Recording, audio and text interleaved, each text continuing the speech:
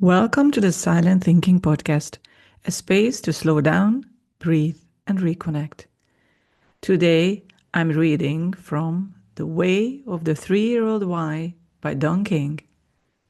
Chapter 5, The Fourth Three-Year-Old Guideline, Friday, May 26. It had been almost a week since Dan had made it to the blissful bean. Every day, it seemed, he meant to take time to go there so he could focus on marketing and contact emails.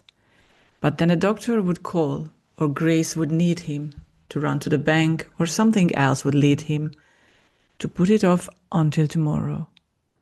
But today, Dan insisted on the trip to the coffee shop.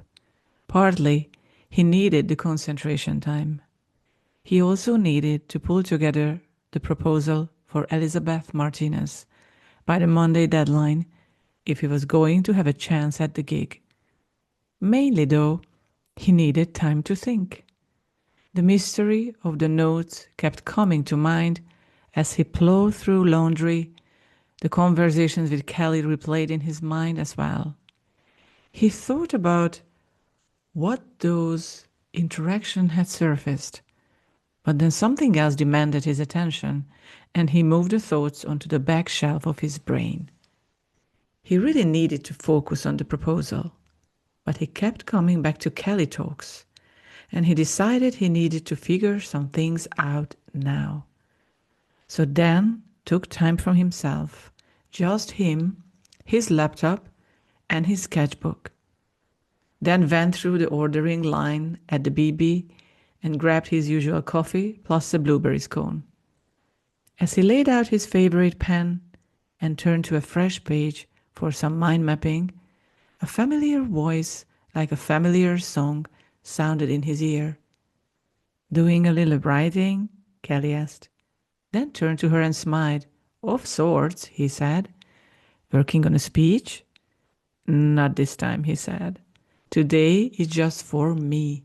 You've helped me realize in our conversations that writing is a pretty special part of who I am.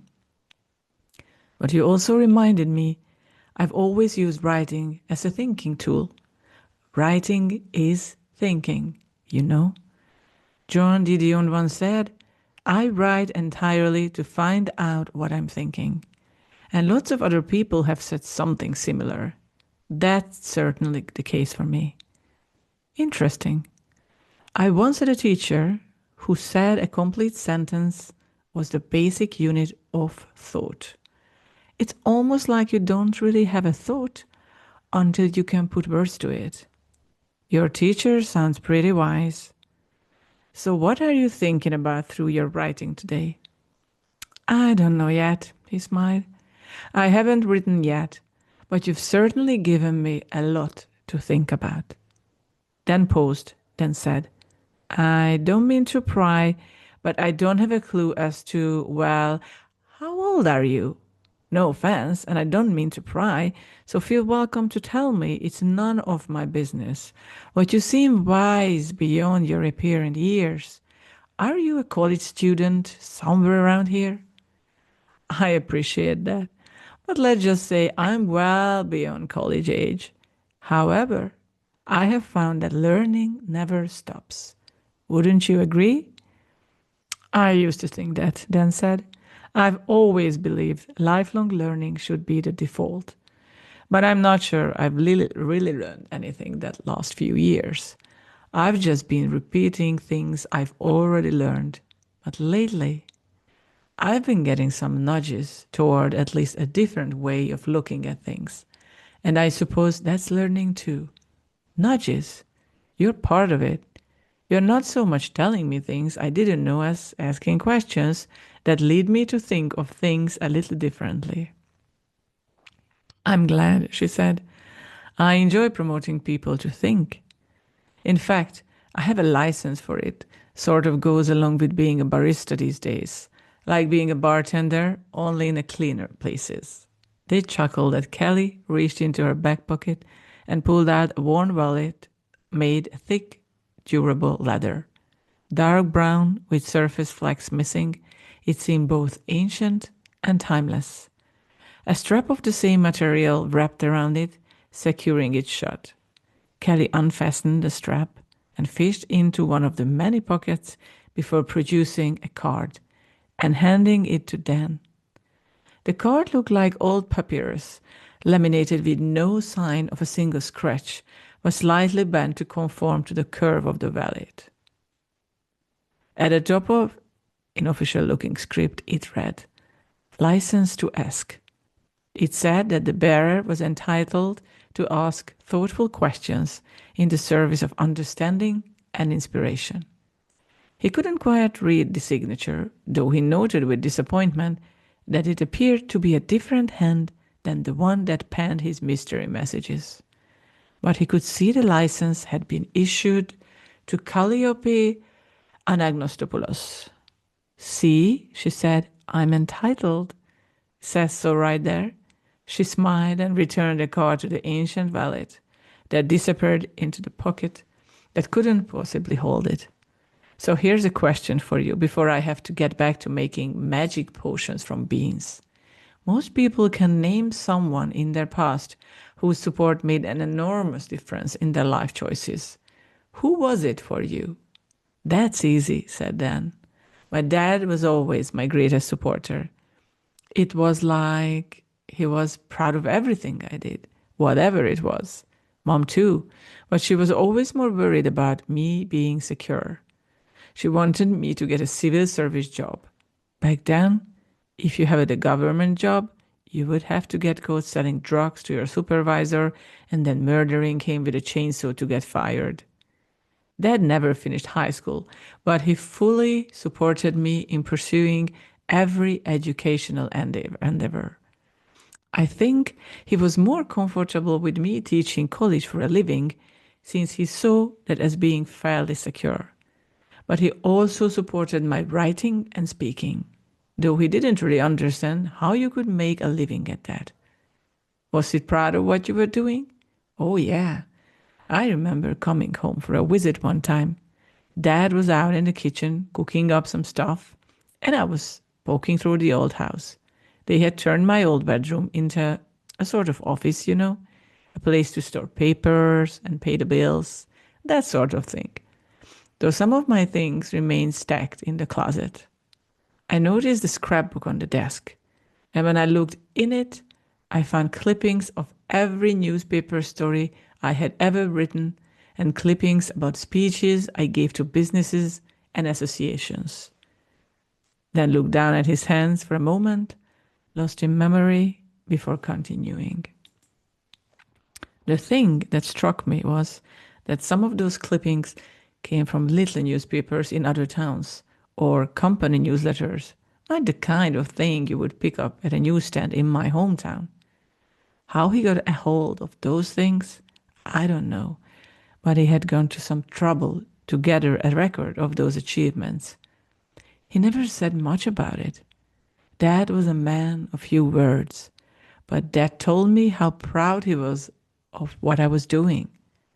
"That's a great story," Kelly said.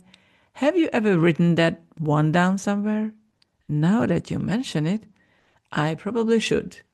It's funny, but I never stuck with keeping a journal or anything like that. That's one of those things that fell through the cracks because it didn't directly make me any money. But I should write down those memories, if for no other reasons than to pass them down.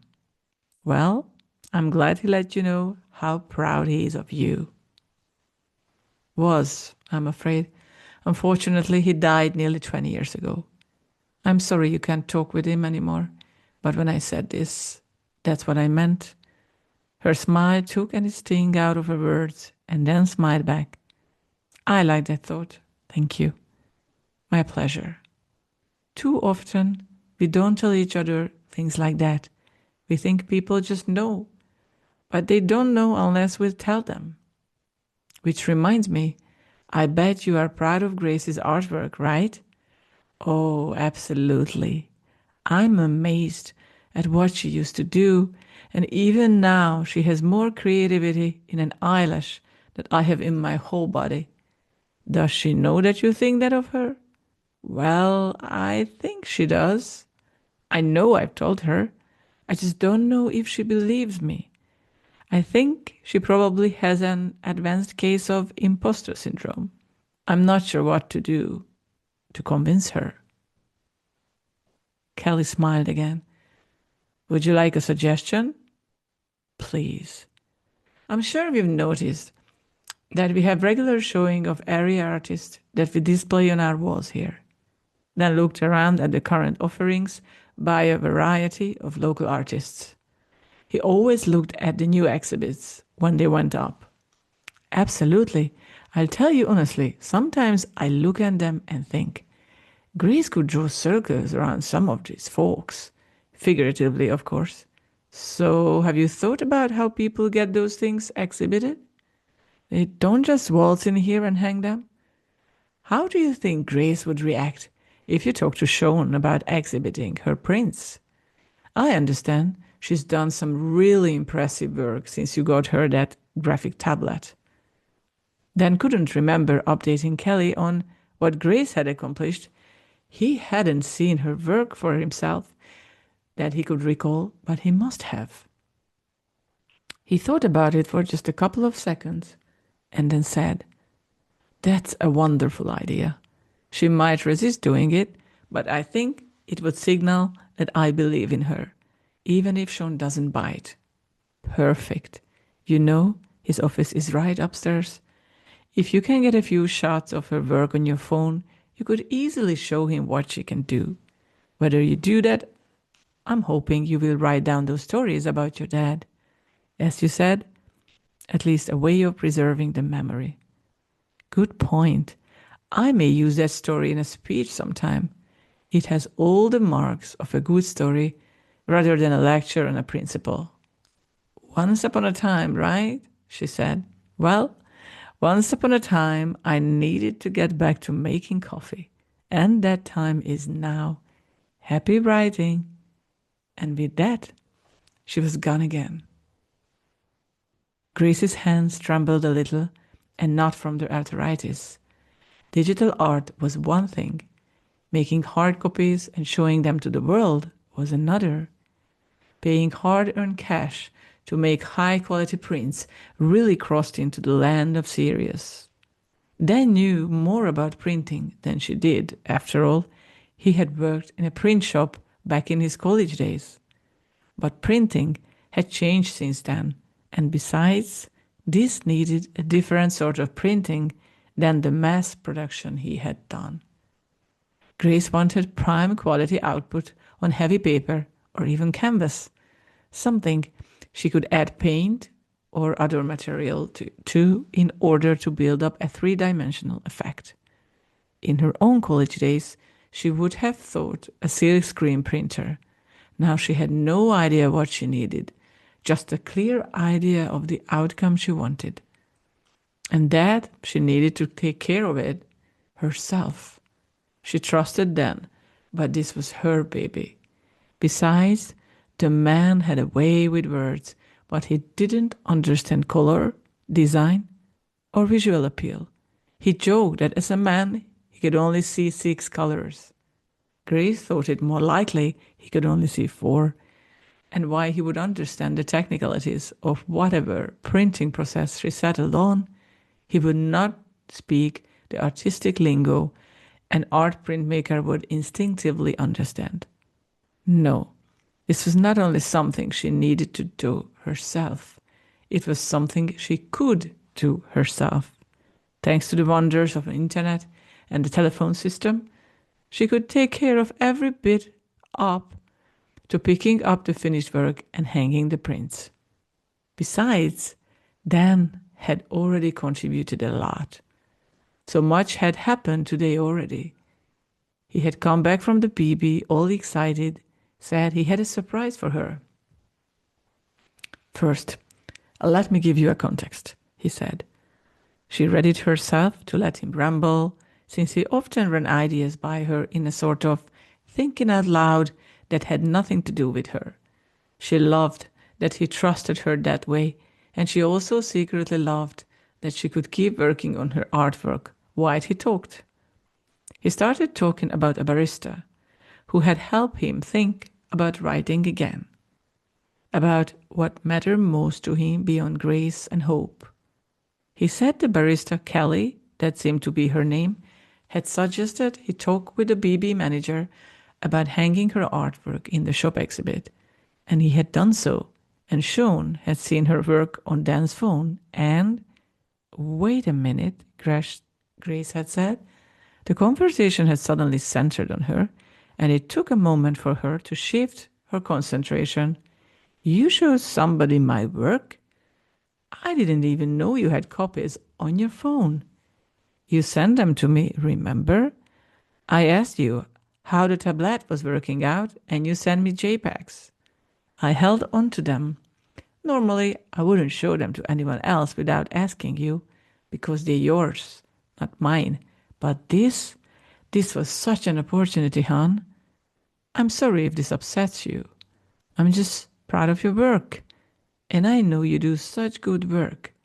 And I want the world to know it. And did I screw up? I don't know what to say. I'm not mad. I'm just surprised.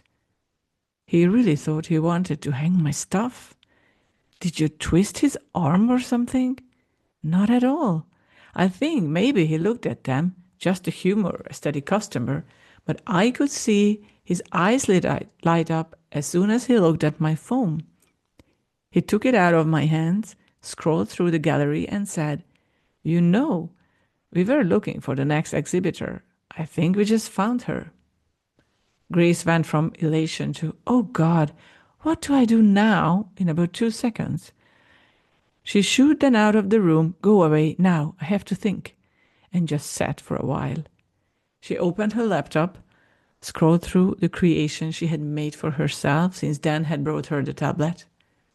As she looked at each one, she considered how it would look on the wall of the coffee shop. Almost without conscious decision, she Googled local print shops and printmakers. Her hands trembled, but by George, she dialed. Friday night meant spending time with Hope, since they had no nurse for the evening. Good thing that gig fell through, thought Dan. Otherwise, he would have once again found himself between a rock and a hard place, as his mother used to say. He hated missing the speaking opportunity, but then looked forward to quiet time with Hope. She needed a lot of attention, since she could have back-to-back seizures or choke on her own saliva, but she couldn't argue or fight or engage in any other difficult teenage angsty behaviors. While her care was demanding, Hope herself was not. He sometimes wished Hope gave him the same challenges her siblings had when they went through adolescence. He often saw parents dealing with toddler antics in a store, or overheard conversation of other parents concerned with their teenagers' activities, and he wanted to say to them, Be grateful, be glad they can give you trouble, because they will come out of it on the other side, and you will all be better for the struggle. But he knew he would not have been receptive to such advice before Hope arrived as his greatest teacher, so he kept quiet. Tonight, he valued just sitting with her, holding her hand. Dan still felt confused by his conversation with Grace, but now he had to concentrate on Hope's care. He got all the details of the report from Kathleen, Hope's Friday day nurse, number, size, and consistency of bowel movements, time of the last catheterization, temperature, blood pressure, pulse patterns, number of seizures, extra PRM medication demonstrations, and the verification of the regular doses of the 27 normal meds. Doctor updates to pass on to Lena tomorrow. Note taken, he bid Kathleen goodbye and then stood over Hope's bed for a while. If he stood just right, it looked as if she gazed back at him somberly.